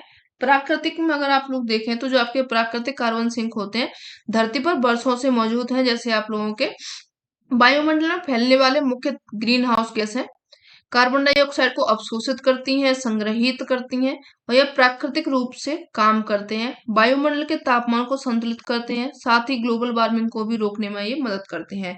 कौन कौन से हो जाएंगे, जो आपके पेड़ पौधे हो जाएंगे, वन है, ठीक है, पेड़ पौधे हैं, वन है, महासागर है, मिट्टी है, अन्य जीव जो भी प्रकाश संश्लेषण के माध्यम से कार्बन को अपने वातावरण में अब्जॉर्ब करते हैं, ये क्या करते हैं और संग्रहित करते हैं। तो ये आपके प्राकृतिक कारक हो जाएंगे।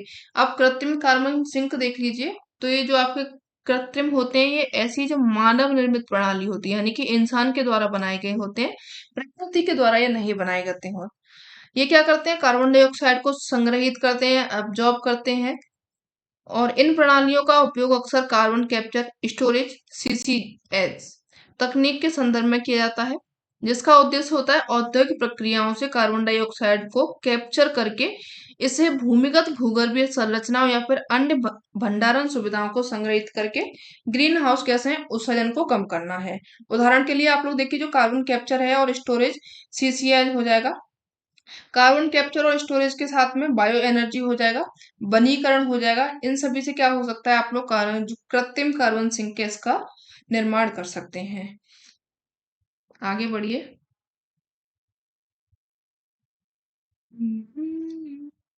और भी ये देखिए, यहाँ पे परीक्षा उपयोगी यहाँ पे कुछ महत्वपूर्ण तथ्य दिए गए हैं।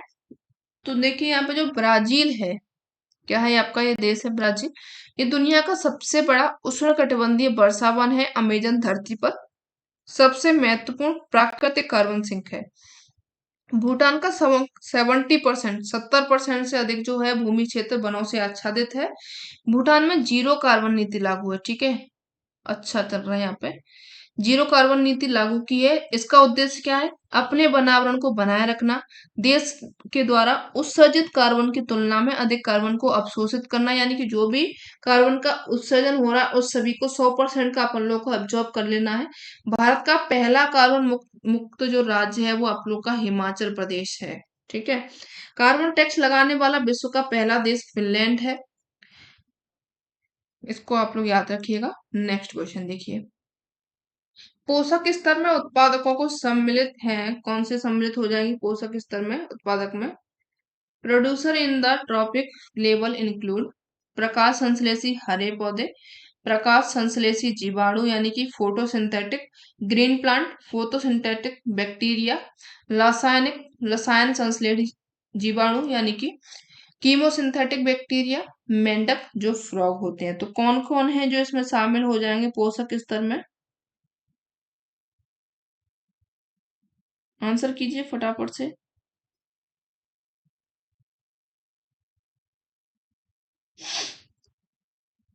चलिए, तो देखिए जो आपके पोषक स्तर में उत्पादकों में पूछा गया है यहाँ पर, ठीक है, प्रोड्यूसर पूछा गया है, तो आप लोग का जो हरे पौधे हैं वो नहीं आएंगे, यानी कि जो आपका प्रकाश संश्लेषी जीवाणु होते हैं फोटोसिंथेटिक बैक्टीरिया हो जाएंगे, और जो आपके रसायन संश्लेषी जीवाणु हो जाएंगे। ये दोनों आप लोगों के किसमें हो जाएंगे, उत्पादकों में हो जाएंगे, पोषक स्तरों में प्रोड्यूसर में हो जाएंगे, यानी कि आपका जो ऑप्शन सही होगा वो, एक मिनट एक मिनट एक मिनट, इसमें पूछा गया है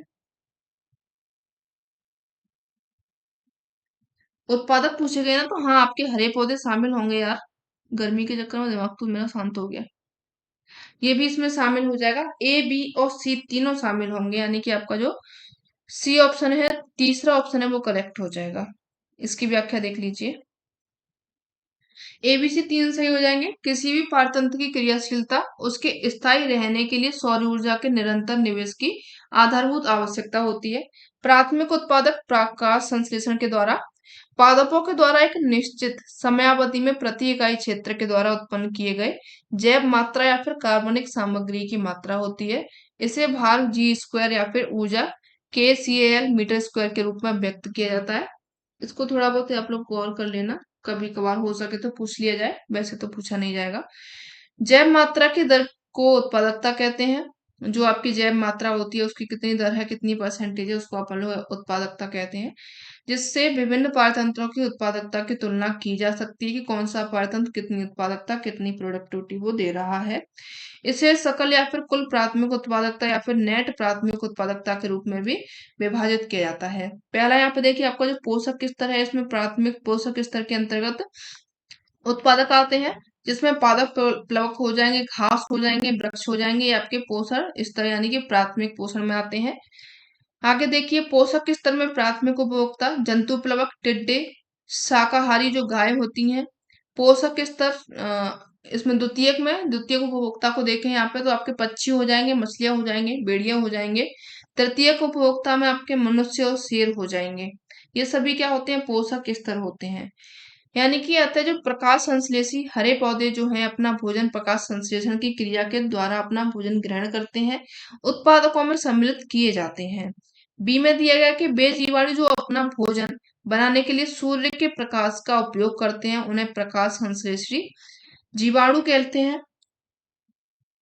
प्रोकैरियोटिक यानी कि एक नाभिक और अच्छी तरह से परिभाषित झिल्ली वाली कोशिकाओं की कमी है, जो कि प्रकाश ऊर्जा को रासायनिक ऊर्जा में परिवर्तित करने के लिए उपलब्ध अकार्बनिक कच्चे माल को संशोधित करती है।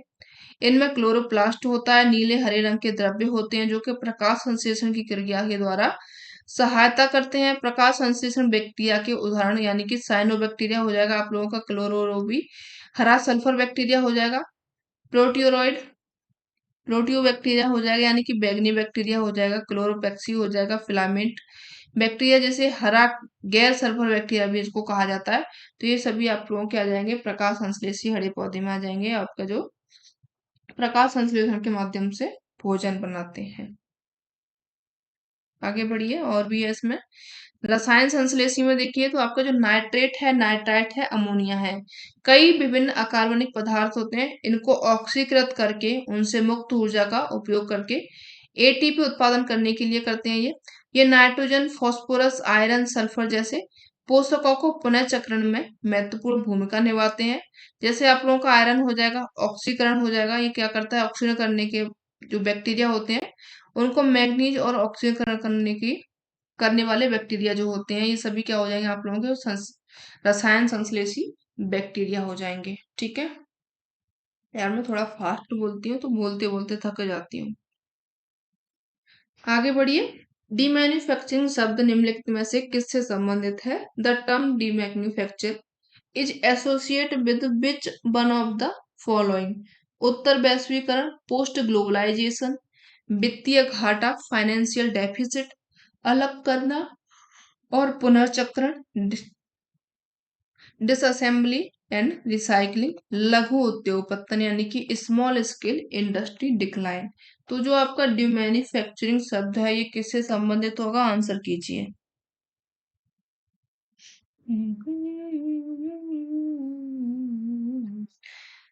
जो आपका डिमैन्युफैक्चरिंग है ये संबंधित किससे होगा, अलग करना और पुनः चक्रण करना। ठीक है, सी ऑप्शन आप लोगों का करेक्ट हो जाएगा, तीसरा वाला ऑप्शन यहाँ पे आपका राइट है। इसकी व्याख्या देख लीजिए। डीमैन्युफैक्चरिंग एक ऐसी प्रक्रिया होती है जहां एक उत्पाद को, जो आपका एक प्रोडक्ट होता है, उसको व्यापक उपयोग के बाद में अक्सर अपने जीवन काल के अंत में घटकों में विभाजित किया जाता है। जब उसका पूरा उसका टाइम हो चुका होता है, टाइम पीरियड जितना उसका होता है उसको पूरा हो जाता है, उसके अंत में उसको अलग कर देते हैं, बिल्कुल तोड़ मरोड़ देते हैं। और जो घटकों का कार्य क्षमता होती है उसके अनुसार उसको वर्गीकृत किया जाता है, यानी कितना वो कार्य उसका यूज हो सकता है उसके अनुसार में उसको बांटा जाता है और पुनः उपयोग के लिए लाया जाता है। घटकों को पुनः उपयोग के लिए उत्पाद में वापस कर दिया जाता है, यानी कि जो आपने घटक अलग अलग से इनको तोड़ा था इनको फिर से मर्ज कर दिया जाएगा। ठीक है, यानी इनको फिर से एक प्रोडक्ट बना दिया जाएगा। अनुपयोगी समझी जाने वाली वस्तुओं को आमतौर पर नए उत्पादों में उपयोग करने के लिए पुनः चक्रित किया जाएगा। इसमें शामिल प्रक्रियाओं को आर्थिक व्यवहार, जो व्यवहार्यता होती है उसको संरक्षित करते हुए पर्यावरण पदचिह्न को कम करने के साधन के रूप में सभी उद्योग जैसे मैन्युफैक्चरिंग का उपयोग करके प्रस्ताव किया गया था। यह शब्द पहली बार 1993 में प्रोफेसर वॉल्टर डब्ल्यू ओल्सन और प्रोफेसर जॉन डब्ल्यू सदरलैंड के द्वारा इस शब्द का प्रयोग किया गया था। देखिए तो इनका एक शब्द भी जो था वो भी यूज में ले लिया। ठीक है, तो आप लोग थोड़ा सा इस पर गौर करके चलिए। नेक्स्ट देखिए यहाँ पे पारिस्थितिकी तंत्र का क्रियान्वित आधार है, कौन सा हो जाएगा यहाँ पे?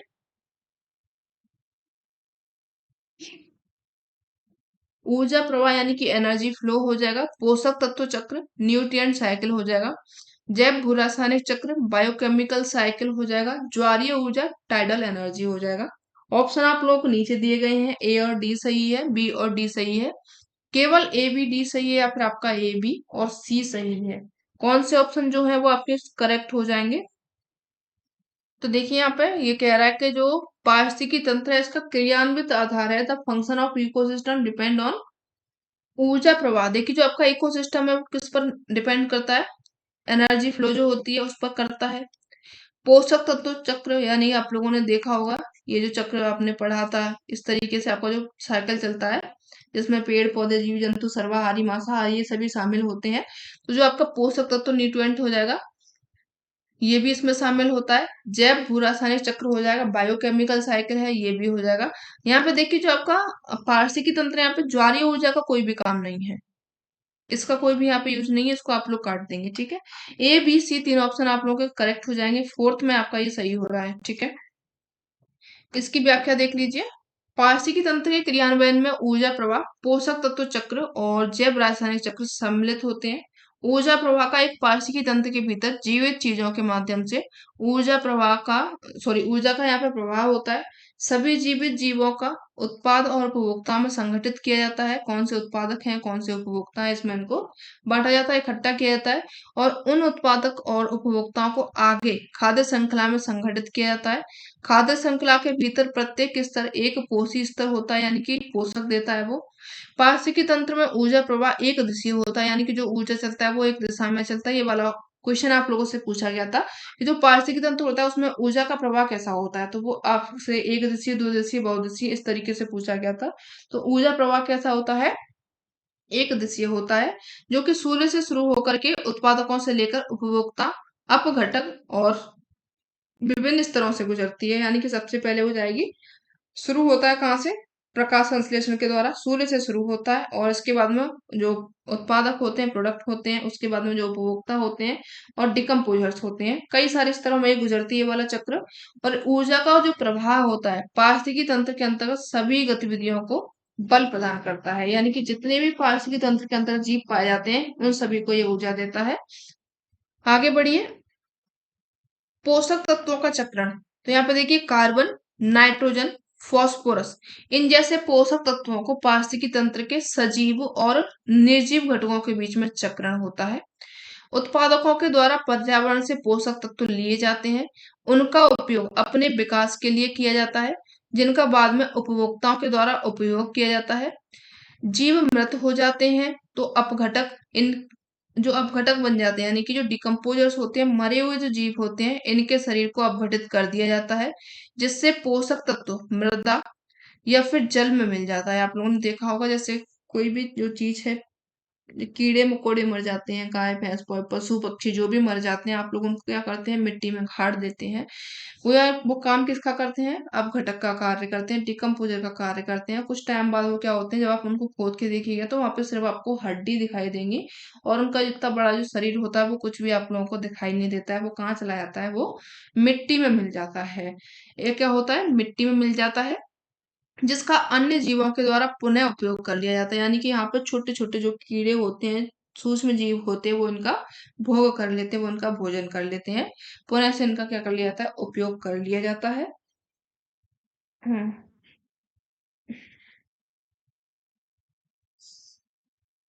ठीक है, और आगे यहाँ पे दिया गया है कि जो पारिस्थितिकी तंत्र है उसमें पोषक चक्रण का उदाहरण वन पारिस्थितिकी क्षेत्र में देखा जा सकता है। आप लोग वनों का देख लीजिए, वहां पे छोटे बड़े पौधे, सूक्ष्म जीव, बड़े बड़े जानवर, ये सभी आप लोगों को देखने को मिल जाएंगे। वन पारिस्थितिकी तंत्र में गिरी हुई पत्तियां, अन्य अकार्बनिक पदार्थ, प्राथमिक उत्पादक जैसे कि पेड़, झाड़ियां, फर्न, इन सभी के लिए क्या करते हैं? पोषक तत्व प्रदान करते हैं। जो पत्तियां गिर जाती हैं, वो इनके लिए क्या करती हैं, खाद के रूप में कार्य करती हैं। वो पानी मिट्टी जब उनमें मिल जाता है तो वो अच्छा एक खाद बन जाता है। इससे ये जो पौधे होते हैं, जो आपके पेड़ बनते हैं, इन सभी में इनका जब खाद जाता है वो मिट्टी में मिल करके, तो वो जल्दी इनकी वृद्धि होती है, क्योंकि अपना ये भोजन बनाते हैं। प्राथमिक उत्पादक मृदा से पोषक तत्व लेते हैं। ये जो आपके प्राथमिक उत्पादक होते हैं, मिट्टी से अपना खाना लेते हैं, जिसमें नाइट्रोजन, फास्फोरस, पोटेशियम तीनों चीज शामिल होती हैं। इनका उत्पादन में उपयोग किया जाता है। ठीक है, आगे और भी है। हम्म जैव भू रासायनिक चक्र यहाँ पे दिया गया है कि जीव मंडल में प्रणालियों तथा वातावरण के बीच में जैव रासायनिक पदार्थों के आदान प्रदान की चक्रीय गति को जैव भू रासायनिक चक्र कहते हैं। यानी कि आप लोगों ने पढ़ा है, ये जीव मंडल है, उसमें जो प्रणाली होती है तथा वातावरण के बीच में जो रासायनिक पदार्थ, जो आपकी गैसें होती हैं, इन सभी का यहाँ पे चक्र जो होता है, जिस तरीके से आप लोगों ने ये अपना जो प्राथमिक उत्पादकता ये सभी देखा, इसी तरीके से आपके जो रासायनिक चक्र होते हैं, इनका भी चक्रण चलता है। इसी को जैव भू रासायनिक चक्र कहते हैं। पृथ्वी के वातावरण में सभी तत्वों की एक निश्चित मात्रा होती है। दो प्रकार के होते हैं, गैसीय और अपसादी। गैसीय में आप लोगों के आते हैं, गैसीय चक्रों में पोषक तत्वों का भंडार होता है। वायुमंडल यानी कि वायु होता है, जलमंडल होता है। जीवित प्रणालियों में चार सबसे प्रचुर तत्व होते हैं, जो कि आपके हाइड्रोजन, कार्बन, ऑक्सीजन और नाइट्रोजन मुक्त होता है। इन सभी का जो चक्र होता है, गैसीय चक्र कहते हैं इनको, और ये आता है आप लोगों का भू रासायनिक चक्र में, ये शामिल होता है। आगे बढ़िए। नेक्स्ट देखिए, यहाँ पे भारत में गैर संरचित बाढ़ आपदा प्रबंधन उपायों में से शामिल है non structure measure of flood disaster management in India include. तो जो आपदाएं आती हैं, गैर संरचित बाढ़ आपदा पूछी गई यहाँ पे। ऑप्शन दिए गए हैं, बाढ़ जोन बनाना यानी कि फ्लड जोनेशन करना, बाढ़ का पूर्वानुमान लगाना, फ्लड फोरकास्टिंग करना, तटबंधों का निर्माण करना, जलवायु का सुधार करना, चैनल इंप्रूवमेंट करना। तो यहाँ पे आप लोगों का A D, A B, B C, B D, कौन सा यहाँ पे सही होगा, इसका आंसर कीजिए आप लोग फटाफट से।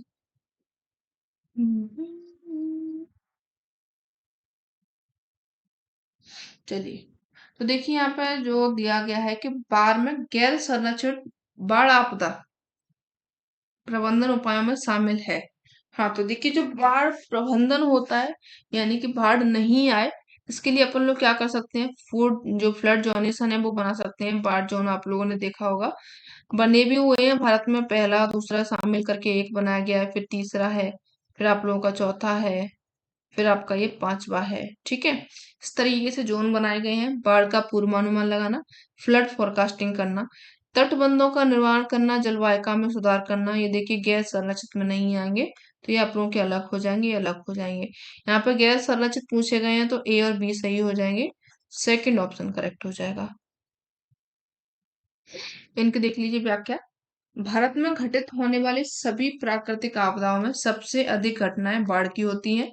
यद्यपि इसका मुख्य कारण होता है भारतीय मानसून की अनिश्चितता, वर्षा ऋतु के 4 महीनों में भारी बारिश। परंतु भारत की असममित भू-आकृति विशेषताएं विभिन्न क्षेत्रों में बाढ़ की प्रकृति तथा तीव्रता निर्धारण में अहम भूमिका निभाती हैं। भारत में प्रचलित सामान्य बाढ़ प्रबंधन उपाय देखिए। बाढ़ से होने वाले नुकसान को कम करने के लिए बाढ़ के मैदानों की सुरक्षा के लिए विभिन्न उपाय अपनाए गए हैं। कार्य की प्रकृति के आधार पर बाढ़ सुरक्षा और बाढ़ प्रबंधन के उपायों को मोटे तौर पर देखा जाता है। इंजीनियरिंग यानी कि संरचनात्मक उपाय, प्रशासनिक यानी कि गैर संरचनात्मक उपाय। अब देखिए कौन कौन से इनमें शामिल होते हैं। तो पहला आप लोगों का इंजीनियरिंग यानी कि संरचनात्मक में, तो इसमें क्या होता है, इसमें एक इंजीनियर उपाय होता है जो कि बाढ़ के प्रवाह को इस प्रकार, यानी कि बाढ़ के स्तर को कम करके प्रभावित क्षेत्रों में राहत लाते हैं। एक नदी पर बांध बनाते हैं, कृत्रिम जलाशय होता है, इसको रिजर्वायर बोला जाता है। ये बना दिया जाता है तो भी आपका क्या होता है, बाढ़ रुक जाती है। यदि आवश्यक हो तो प्राकृतिक अवसाद में उचित रूप से सुधार और विनिमय किया जा सकता है। चरम प्रवाह के एक हिस्से को किसी अन्य नदी या फिर बेसिन में मोड़कर, जहां इस तरह के मोड़ या फिर उल्लेखनीय क्षति नहीं होगी, किसी विशेष शहर या फिर बाढ़ की संभावना वाली नदी की पहुंच से गुजरते हुए एक समानांतर चैनल का निर्माण कर दिया जाए, तो भी क्या होगा, बाढ़ से कहीं ना कहीं आप लोगों को राहत राहत मिल जाएगी। और जो आपके प्रशासनिक है, जो कि गैर संरचनात्मक उपाय होते हैं, गैर बेढंगे उपाय होते हैं, इनमें जो शामिल होता है, जैसे कि आपका नुकसान को कम करने के लिए इसमें प्रयास किया जाता है। आने वाली बाढ़ की पूर्व चेतावनी यानी कि बाढ़ की भविष्यवाणी करके खतरे की स्थिति में बाढ़ की चेतावनी के द्वारा लोगों को समय निकासी यानी कि वहां से हटा दिया जाए। उनकी चल संपत्ति को संरक्षित स्थानों पर स्थानांतरित करने का प्रयास किया जाए। बार बार जो बाढ़ आने वाले क्षेत्र हैं वहां पर मूल्यवान संपत्ति के निर्माण, लोगों के निपटान, इनको हतोत्साहित करना यानी कि जो बाढ़ के मैदान क्षेत्र होते हैं वहां पर विनियमन लागू करना कि वहां पर वो लोग ना रहे ना बसे। उन क्षेत्रों को उनको नोटिस कराना कि यहाँ पे बाढ़ आने की संभावना ज्यादा रहती है। आगे देखिए यहाँ पे निम्नलिखित में से सही कालक्रम को रखना है। यहाँ पे कॉन्फ्रेंस ऑफ पार्टीज दी गई हैं। इन किनकी स्थापना कब हुई थी? क्रोनोलॉजिकल यानी कि पहले किसकी हुई थी बाद में किसकी हुई है आप लोगों को बताना है।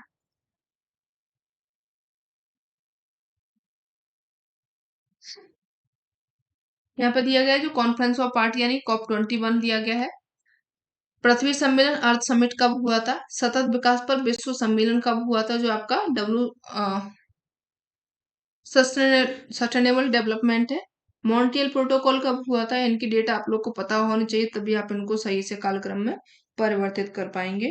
तो चलिए यहाँ पे आप लोग देख लीजिए जो आपका यहाँ पे सबसे पहले जो इनमें हुआ था मॉनिटरी प्रोटोकॉल हुआ था। ये कब हुआ था? आपका 1987 में। ठीक है। और इसके बाद में आप लोगों का हुआ था अर्थ समिट होता है मॉन्ट्रियल प्रोटोकॉल के बाद में। ये हुआ था 1992 में। ठीक है। और जो आपका कॉन्फ्रेंस ऑफ पार्टीज है इससे पहले आप लोगों का सतत विकास पर विश्व सम्मेलन हुआ था यानी कि ये हुआ था आपका 2002 में। और जो आपका कॉन्फ्रेंस ऑफ पार्टीज है ये हुआ था 2015 में। ठीक है। पेरिस पेरिस में हुआ था ये आपका। अब इनको लगा लीजिए। सबसे पहले आप लोगों का डी है। डी 2 में दिया गया है। इसको हटा दीजिए इसको हटा दीजिए। डी के बाद में यहाँ पे आप लोगों का बी हो जाएगा। तो यहाँ पे भी बी दिया गया है। डी के बाद में बी के बाद में यहाँ पर सी हो जाएगा। ये हट गया यानी कि आप लोगों का जो तीसरा ऑप्शन है वो करेक्ट हो जाएगा। ठीक है। चलिए इसकी ये देख लीजिए डेट। कालक्रम इनके देख लीजिए। मॉनिटरी प्रोटोकॉल है ये हुआ था आपका 1987 में कनाडा में हुआ था। पृथ्वी सम्मेलन हुआ था 3 से लेकर के 14 जून के बीच में 1992 में रियो डी जेनेरियो जो आपका ब्राजील शहर में है। और जो आपका सतत विकास विश्व सम्मेलन है 2002 में हुआ था जोहान्सबर्ग दक्षिण अफ्रीका में। कॉन्फ्रेंस ऑफ पार्टीज COP 21 है जो कि 11 दिसंबर 2015 को हुआ था पेरिस फ्रांस में हुआ था। आगे देखिए इसमें क्या क्या है इनको जान लीजिए। मॉन्ट्रियल प्रोटोकॉल क्या है? ये ओजोन के ह्रास के हानिकारक प्रभाव को देखते हुए 1987 में मॉन्ट्रियल कनाडा का एक क्षेत्र है। यहाँ पे अंतर्राष्ट्रीय संधि पर हस्ताक्षर हुए जिसमें जिसे कहा गया मॉन्ट्रियल प्रोटोकॉल क्योंकि वहां की ये जगह है। 1 जनवरी 1979 सॉरी 89 से प्रभावी हुआ 1989 से। ये भी पूछा जाता है। ठीक है। कब ये बनाया गया कब से ये प्रभावी हुआ यानी कब से ये लागू हुआ? तो 1989 में ये लागू हुआ। पहली बैठक इसकी जो हुई थी हेलेंस्की में 1989 में हुई थी। अर्थ समिट जो होता है आपका रियो सम्मेलन इसको बोला जाता है 3 से लेकर के 14 जून के बीच में हुआ था। 1992 में रियो डी जेनेरियो में हुआ था। और इसे पर्यावरण और विकास सम्मेलन के रूप में जाना जाता है। रियो पृथ्वी शिखर सम्मेलन भी इसको बोला जाता है। संयुक्त राष्ट्र सम्मेलन भी बोला जाता है। पृथ्वी सम्मेलन राष्ट्रों के बीच में ग्रह के प्राकृतिक संसाधनों इनकी रक्षा करने के लिए उनके सतत उपयोग को सुनिश्चित करने के लिए एक समझौता हुआ जिसमें पर्यावरण संरक्षण, जैव विविधता संरक्षण और जो सतत विकास है इन 3 मुद्दों पर इन पर बात हुई। इनका हल निकालने के लिए इसको बनाया गया। पृथ्वी शिखर सम्मेलन में निष्कर्ष निकला कि जो सतत विकास है इसकी अवधारणा दुनिया के सभी लोगों के लिए एक प्राप्य लक्षण होगा।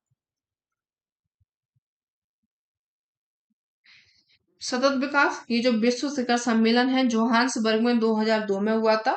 जो आपका शिखर सम्मेलन हुआ था अर्थ समिट हुई थी 1992 में। उसमें जो आयोजित हुआ था रियो डी जेनेरियो में शिखर सम्मेलन में 10 वर्ष के बाद में ये लागू हुआ। वो हुआ था 1992 में +10 कर देंगे तो ये आपका 2002 हो जाएगा। और इसलिए इसको रियो +10 भी कहा जाता है। शिखर सम्मेलन का उद्देश्य था सतत विकास में स्वास्थ्य की भूमिका को मजबूत करना। कॉन्फ्रेंस ऑफ पार्टीज COP 21 इसे समझौता कहते हैं। पेरिस समझौता भी इसको कहा जाता है। 11 दिसंबर 2015 को हुआ था। COP 21 में सम्मेलन के दौरान 196 देशों ने हिस्सा लिया था और इसको अपनाया था। इसका लक्ष्य क्या था? जो पूर्व औद्योगिक स्तर है उनकी तुलना में ग्लोबल वार्मिंग को 2 डिग्री के सेल्सियस में कम करना, यानी कि जैसे कि इसमें 1990 का रखा जाता है, अपना जो देख लिया था 10 साल पहले का कितना था, उसके अनुसार इसको 2% कम करना था। ठीक है। और अधिकतम 1.5 डिग्री सेल्सियस तक सीमित करना, यानी कि 1.5 तो होना ही होना चाहिए, इससे कम नहीं। युद्धग्रस्त सीरिया इस रूप में इसमें शामिल होने वाला 197वां देश बना था। भारत ने इसमें 2016 में औपचारिक रूप से पेरिस समझौते पर हस्ताक्षर किया था। ठीक है, अपना इंडिया भी इसमें शामिल है। आगे बढ़िए, यहाँ पे शब्दावली दी गई है, उनके संबंधित पहलू दिए गए हैं, इनको आप लोगों को लगाना है। चलिए, यहाँ पे जैव भू रासायनिक चक्र दिया गया है, बायो जियोकेमिकल साइकिल है, ऊर्जा प्रवाह है, एनर्जी फ्लो। जैव भार यानी कि बायोमास हो जाएगा, खाद्य श्रृंखला आपकी फूड चेन हो जाएगा। ठीक है, यानी कि पारिस्थितिक तंत्र की उत्पादकता, इकोसिस्टम प्रोडक्टिविटी, पोषक तत्व चक्र, न्यूट्रिएंट साइकिल, पोषक पिरामिड, ट्रॉपिक पिरामिड, ऊष्मागतिकी का लॉ, लॉ ऑफ थर्मोडायनामिक। चलिए, अब लगा लीजिए इनको। यहाँ पे अगर बात करें जैव भू रासायनिक चक्र की, तो ये किसकी बात करेगा?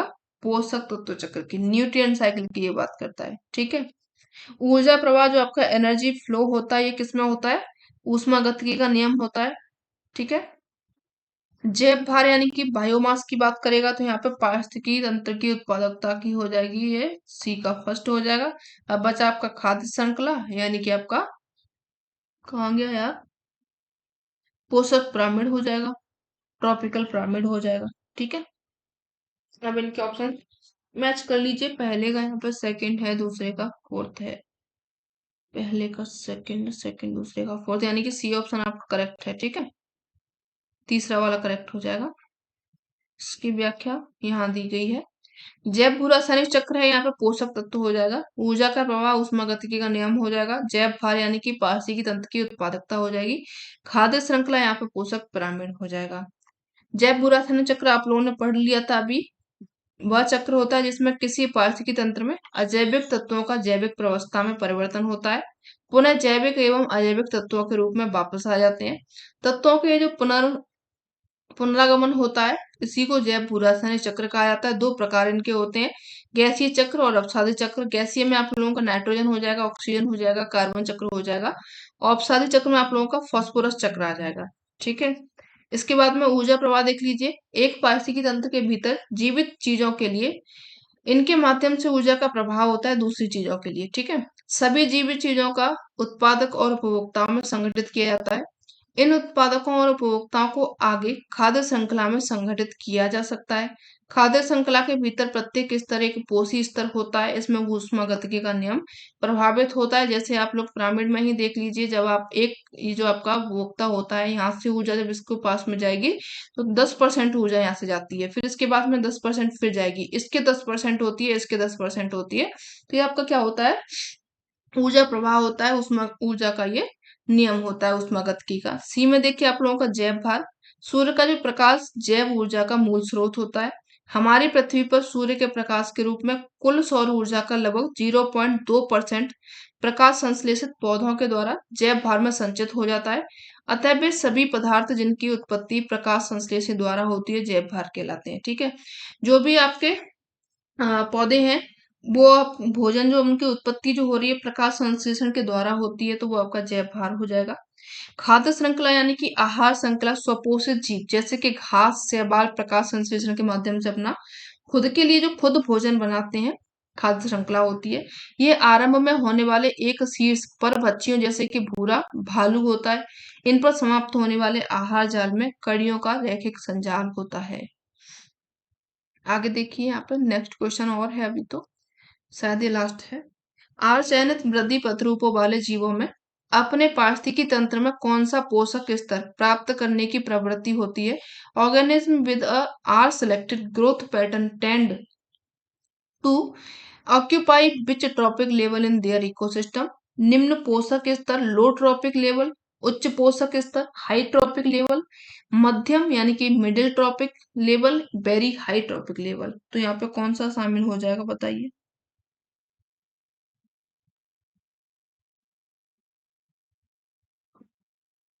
देखिए, जो आपके आर चयनित वृद्धि प्रतिरूप होते हैं, इन जीवों में पारिस्थितिकी तंत्रों में कौन सा पोषक स्तर शामिल होता है, तो वो आपका निम्न पोषक स्तर होता है। ठीक है, पहला ऑप्शन आपका यानी कि लो ट्रॉपिक लेवल इसमें शामिल होता है। इसको देख लीजिए। एक पारिस्थितिकी तंत्र इसमें प्रत्येक पोषण स्तर पर जीव अपनी ऊर्जा की आवश्यकता के लिए निम्न पोषण स्तर पर निर्भर रहता है, यानी कि उनको किसी दूसरे से अपना पोषण चाहिए। जैसे आपके जो प्लांट्स होते हैं, ये जो आपके ग्रीन प्लांट्स होते हैं, वो अपना भोजन सूरज से लेते हैं, और अपने जो पौधे होते हैं, ये जो मिट्टी होती है, उनसे अपना भोजन लेते हैं। तो ये क्या करते हैं, दूसरे पर ये निर्भर होते हैं। पोषण स्तर वह बिंदु या फिर स्तर होता है जिस पर एक जीव दूसरे जीव पर पोषण के माध्यम से ऊर्जा का स्थानांतरण करते हैं। आर चयनित वृद्धि प्रतिरूप वाले जीव अपने पारिस्थितिकी तंत्र में निचले पोषक स्तर प्राप्त करने की प्रवृत्ति होती है। इन जीवों में ये शामिल होते हैं, जैसे कि इन्वर्टिब्रेट्स हो जाएंगे, स्मॉल रोडियंट्स हो जाएंगे, हर्बी हर्बेसियस प्लांट हो जाएंगे, स्मॉल फिशेस हो जाएंगे, फाइटोप्लैंक्टन्स हैं, जू प्लैंक्टन्स हैं, एम्फीबियंस हैं, ये सभी क्या हो जाएंगे, अन्य जीवों पर ये शामिल होते हैं। आगे देखिए। और जो आपके आर चयनित प्रजाति होती है, उनमें तेजी से वृद्धि होती है, जिससे उनकी जनसंख्या में अचानक और तेजी से वृद्धि होती है, जो कि वहन क्षमता से अधिक हो जाती है। पारिस्थितिकी तंत्र में तीन मूलभूत घटक होते हैं। पहला आपका ऊर्जा संगठन होता है, दूसरा आपका जैविक यानी कि बायोम संगठक हो जाएगा, तीसरा आप लोगों का अजैविक या फिर भौतिक निवास से संगठक यानी कि स्थल, जल तथा वायु हो जाएगा। पारिस्थितिकी तंत्र एक कार्यशील क्षेत्रीय इकाई होता है, जो कि क्षेत्र विशेष के सभी जीवधारियों, उनके भौतिक पर्यावरण के सकल योग का प्रतिनिधित्व करता है। जीवों को भोजन प्राप्त करने के तीन स्तर होते हैं, उत्पादक, उपभोक्ता और अपघटक यानी कि डिकम्पोजर। ठीक है, उत्पादक जो कि स्वपोषी होते हैं, अपना भोजन वो खुद से बनाते हैं, जैसे कि आमतौर पर आप लोगों ने पौधे देखे होंगे, शैवाल देखे होंगे। ये क्या होता है, मिट्टी से समुद्र के पोषक तत्व खींचते हैं और प्रकाश संश्लेषण के माध्यम से अपना क्या करते हैं, भोजन बनाते हैं ये। इसी कारण इन्हें प्राथमिक उत्पादक कहा जाता है, और इस प्रकार ये सूर्य की ऊर्जा के द्वारा अपना भोजन बना लेते हैं, खाद्य श्रृंखला के आधार पर शक्ति को ये प्रदान करते हैं। उपभोक्ता इनको हेट्रोट्रॉप्स कहा जाता है।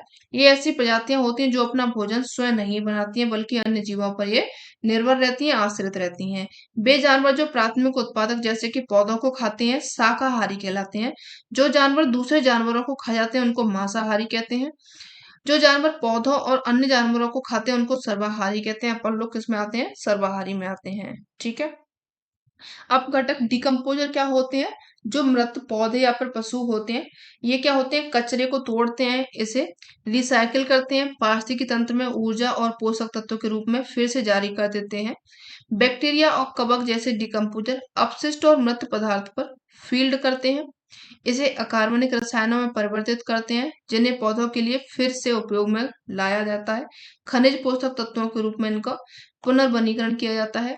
आहार चयनित जो वृद्धि प्रतिरूप वाले जीव होते हैं, अपने पारिस्थितिकी तंत्र में निम्न पोषक स्तर करने की प्रवृत्ति रखते हैं। तो आपका जो ऑप्शन था वो क्या हो जाएगा, निम्न पोषक स्तर हो जाएगा, जो कि आपका फर्स्ट ऑप्शन था। ठीक है,